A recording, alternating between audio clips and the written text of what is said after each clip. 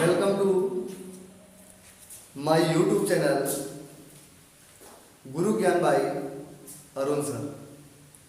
आप सभी प्यारे छात्रों का मेरे इस यूट्यूब चैनल पर बहुत बहुत स्वागत है।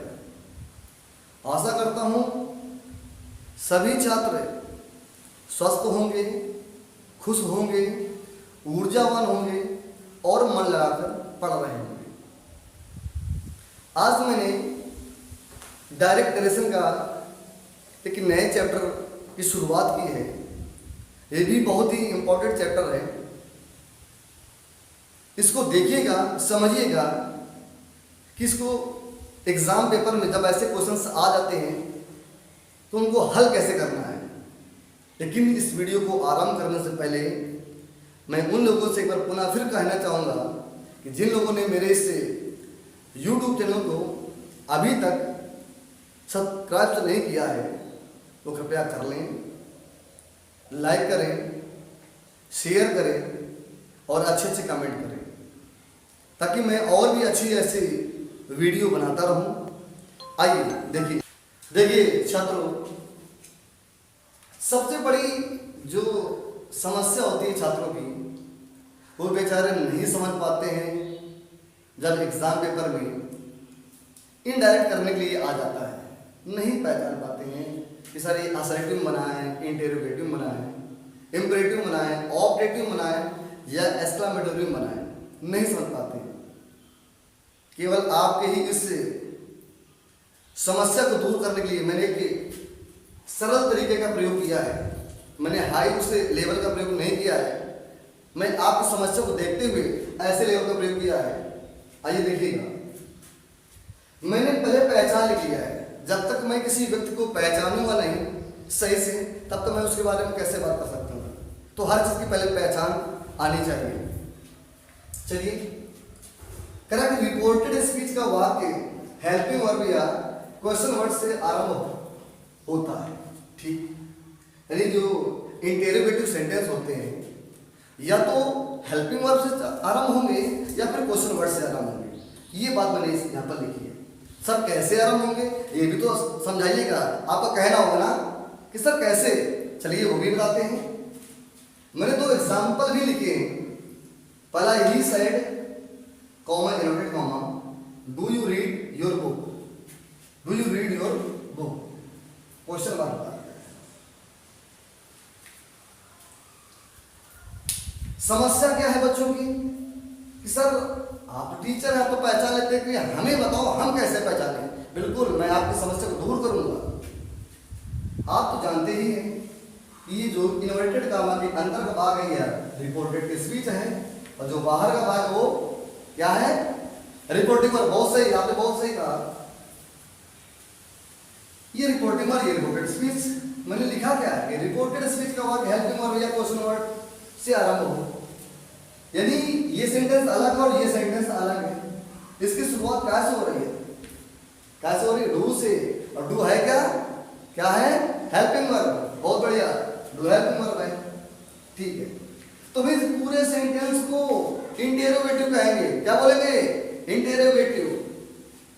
बच्चे कहेंगे सर हम तो शुरुआत से पढ़ नहीं, यहाँ ध्यान नहीं देना चाहता है। यदि आपको पहचानना है तो रिपोर्टेड स्पीच के आपको ध्यान से पढ़ना पड़ेगा। Do you read your book, question mark. अरे आप तो पहले से ही जानते हैं कि जहां पर ये चीज मिल जाता है क्वेश्चन मार्क है तो इंटेरोगेटिव होता है। मुझे याद आ रही है ना, जहां पर मैं क्वेश्चन मार्क मिलता है तो इंटेरोगेटिव होता है, यानी हम पूरे वाक्य को इंटेरोगेटिव सेंटेंस कहेंगे। देखिए दूसरा, she said can you read this subject.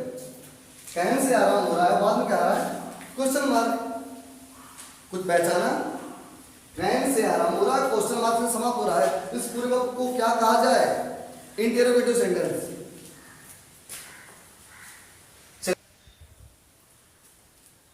मैंने पुनः फिर एक दूसरे प्रकार के 3 सेंटेंस लिखे। पहले मैंने समझाया था यदि रिपोर्टेड स्पीच का वाक्य हेल्पिंग वर्ब से आरंभ हो, मैंने 2 सेंटेंस भी समझाए थे आपको। इसमें मैंने नया कर दिया है क्या कि जब रिपोर्टेड स्पीच का वाक्य क्वेश्चन वर्ड से आरंभ, the teacher said to me, ये रिपोर्टिंग वर्ब है। आगे लिखा why are you sleeping now, why are you sleeping now.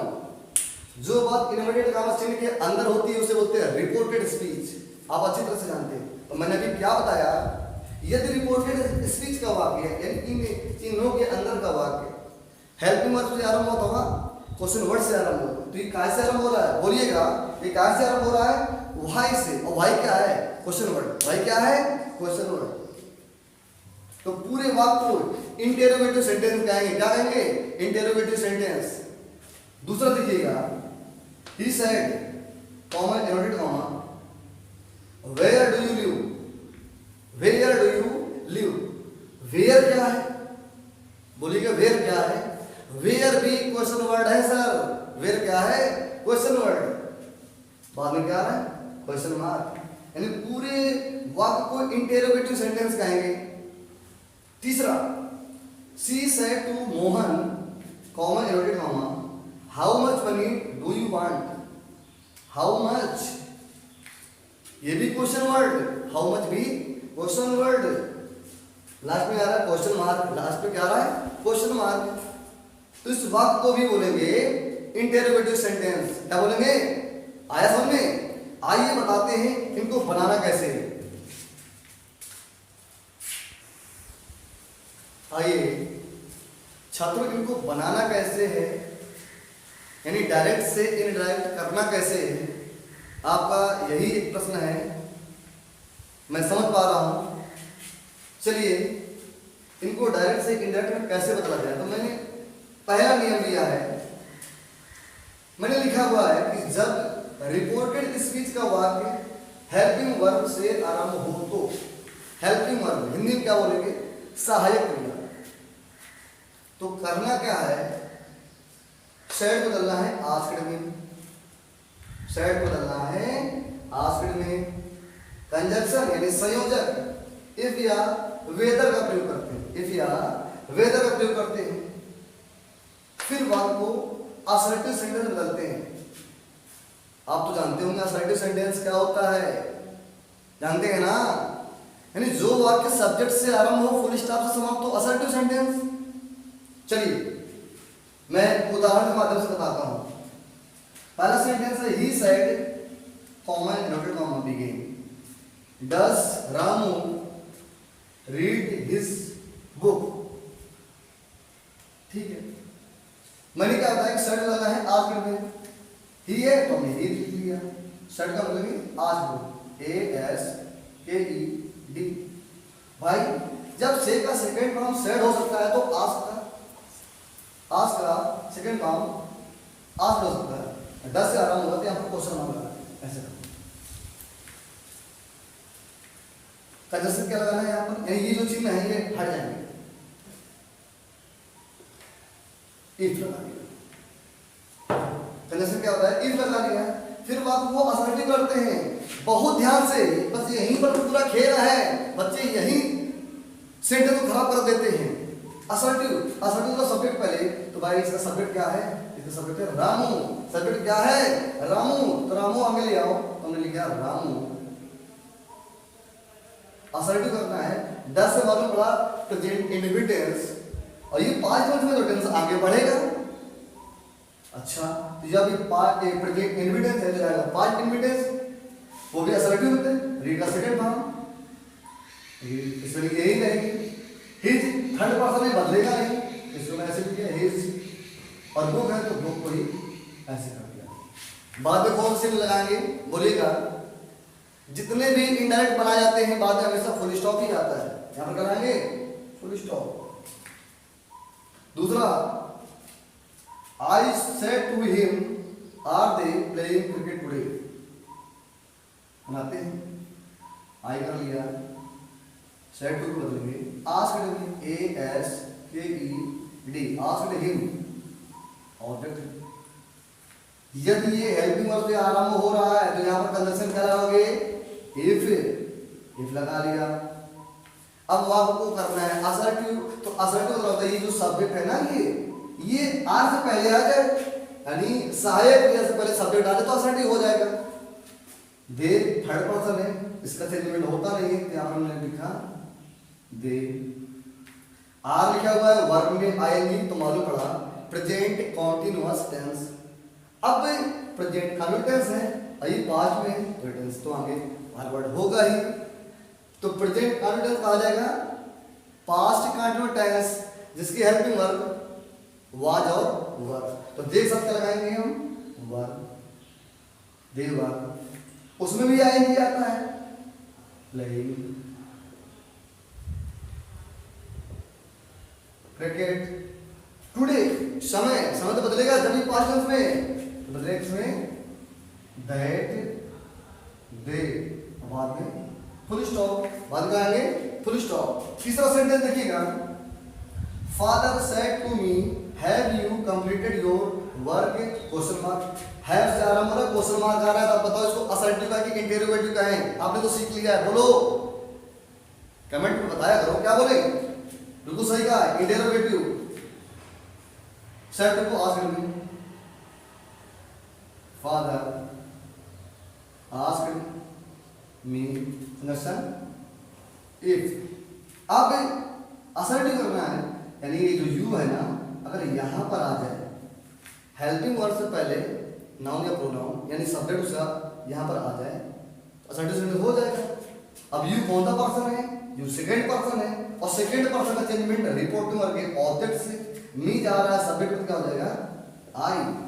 Have लिखा हुआ है, वर्ब का थर्ड फॉर्म आया है, इससे मालूम पड़ा कि प्रेजेंट परफेक्ट टेंस और प्रेजेंट परफेक्ट टेंस जाएगा पास्ट परफेक्ट टेंस, उसकी हेल्पिंग वर्ब होती है हैड, एच ए डी, तो आई हैड।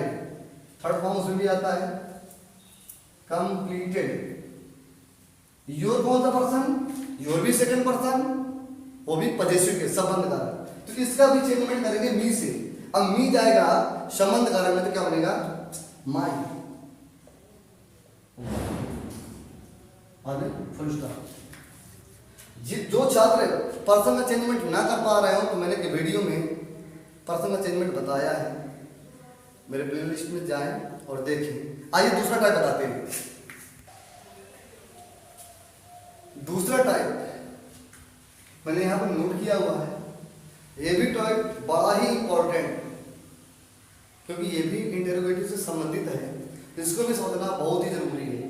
देखिए नियम कहता क्या है, कह रहा कि जब रिपोर्टेड स्पीच का वाक्य क्वेश्चन वर्ड्स यानी प्रश्नसूचक शब्दों से आरंभ हो, तो प्रश्नसूचक शब्द why, what, when, where, who, how much, how many, whose, who, इनसे जब आरंभ हो तो करना क्या है, सेड को, आस्क्ड को, ये तो पहले भी करते थे। कंजंक्शन क्वेश्चन वर्ड को ही रखते हैं, ये बड़ा इंपॉर्टेंट, ये चीज ये इंपॉर्टेंट है। पहले कंजंक्शन क्या था, हेल्पिंग वर्ब, जब चालू होता था तो कंजंक्शन होता था इफ, और जब क्वेश्चन वर्ड से आरंभ होता तो कंजंक्शन क्वेश्चन वर्ड ही रहता है, कंजंक्शन क्वेश्चन वर्ड ही रहेगा, एक मत लगाना है इस कंडीशन में। फिर वाक्य को असर्टिव सेंटेंस में बदलते हैं, ये तो पहले भी करते थे, इसे भी करना है। चलिए देखते हैं सेंटेंस को और समझते हैं सही से। He said to me, comma, where do you live?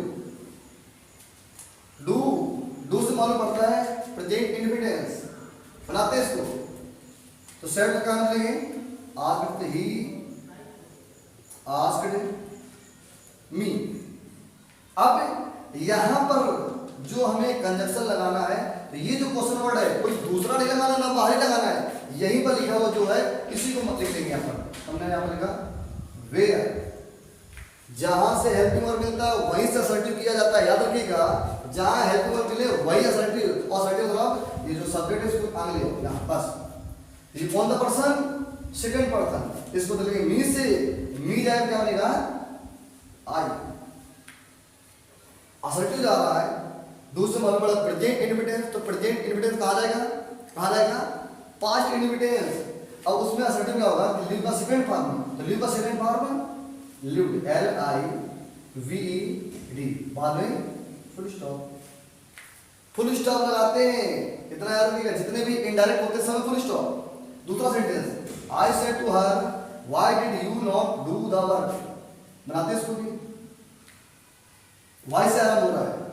पूरे सेंटेंस को बोलेंगे इंटेरोगेटिव। क्या बोलेंगे? इंटेरोगेटिव। शर्ट को बदलते किसमें? आस्क्ड में। तो आई आस्क्ड हर। कंजक्शन क्या लगाएंगे? क्या लगाएंगे कंजक्शन? अभी हमने बताया ये जो पास में रखा हुआ हमारा क्वेश्चन वर्ड है, यही कंजक्शन बन जाता है। तो इन चिन्हों को हमने हटा दिया है और यही पर हमने क्या लिखा? वाई। आप सब क्या करना है हमें आगे? तो अब बेटा हमें क्या करना है? असर्टिव करना है। असर्टिव जहां से आपको हेल्पिंग वर्ब नजर आए, जहां से आपको हेल्पिंग वर्ब नजर आए, याद रखिएगा वहीं से असर्टिव करते हैं। अर्थात इसके बाद जो आया हुआ सब्जेक्ट है इसको हेल्पिंग वर्ब से आगे ले आओ, साइड से आगे ले आओ। यू, ये भी सेकंड पर्सन। हर से, हर जा रहा सब्जेक्ट तो हर क्या बनेगा? सी। डिड लिखा हुआ है पास्ट इनविटेंस, और पास्ट इनविटेंस बढ़ेगा कहां? Past perfect tense. यहां पर कराएंगे हैड नॉट है तो नॉट लगा दो। डू वर्ब है। पास्ट इनविटेंस का निगेटिव था तो फर्स्ट फॉर्म आया था, और जब पास्ट परफेक्ट जा रहा है तो कौन सा फॉर्म आएगा? Third form. तो डू का थर्ड फॉर्म क्या होगा? Done. DONE done the work. बाद में full stop. I asked her why. You को हर से हो गया सी। डिड पास्ट इनविटेंट तो past perfect. Had not not आ गया। डू को डन द वर्क। तीसरा sentence my mother said to a boy who are you.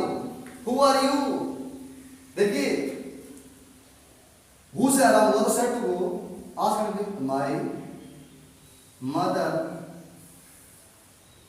Asked a boy. My mother asked a boy. यहां क्या लगा दिया जाए? हु लगा दिया। अब इसके बाद जो आया वो इसके पहले लिया है तो यहाँ पर हो जाएगा यू। तो यू बदलना है। अब बॉय से जिसको माना हमने क्या? ही। लड़का है ना, यहाँ पर जाएगा तो ही मानेंगे। तो हु ही। फिर से देखो you second person refer to object से इसको हमने ही, यहाँ पर क्या आएगा? ही। और इसी मान को वाजवर में एक साथ कराएंगे was. My mother asked a boy who he was. छात्रों कैसा लगा मेरा यह वीडियो? मैं आशा करता हूं कि आप सभी मेरे प्रिय छात्रों को यह जो लेसन है डायरेक्ट नरेशन का इंटेरोगेटिव सेंटेंस पसंद आया होगा, आपने मन से पढ़ा होगा।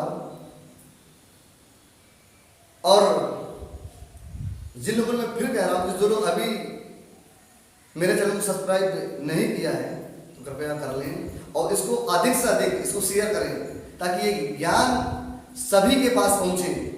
यहीं से मैं अपनी वीडियो करता हूं समाप्त। अब मिलेंगे अगले वीडियो में।